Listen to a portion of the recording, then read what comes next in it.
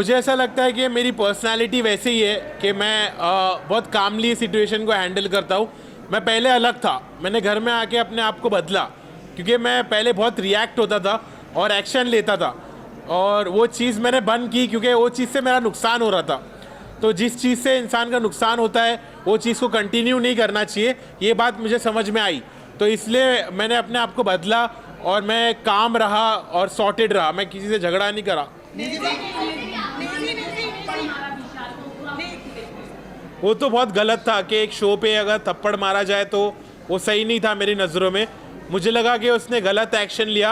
अगर उसने अपने घर वालों को यहाँ पर लाया है तो उसकी जिम्मेदारी भी और उसके साथ जो और भी चीज़ें होती है उसको समझ के लेना चाहिए, क्योंकि उसने अपने घर वालों को यहाँ लाया है।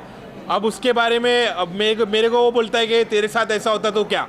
मैं बोला मेरे साथ ऐसा तो मैं काट देता, लेकिन घर के बाहर, घर के अंदर नहीं। तो घर के अंदर उसने थप्पड़ मारा, वो मेरे नज़रों में गलत था, इस बात का मैंने स्टैंड भी लिया।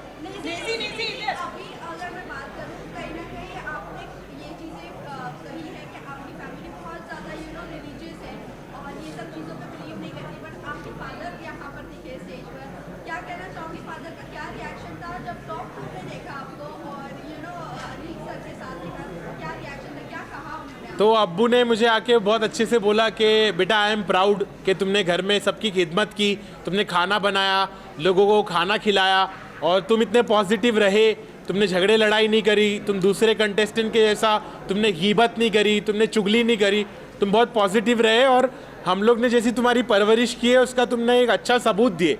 तो मेरे पेरेंट्स प्राउड थे कि मैंने इतने अच्छे से खेला, और मेरे पेरेंट्स को बिग बॉस पर देखकर मुझे भी खुशी हुई कि मुझे ऐसा मेरी उम्मीद की किरण जागी कि अब शायद मेरे घर वाले मुझको एक्सेप्ट करने लगेंगे, मेरे प्रोफेशन को समझने लगेंगे। तो मुझे बहुत पॉजिटिव लगा कि मेरे अब्बू बिग बॉस पर आए। निजी भाई, जितना भी आपका सफर रहा है 30 दिन का, 35 मैं यही कहना चाहूँगा कि हार मत मानो, ऐसा मत समझो कि मैं हारा, मैं जीता हूँ।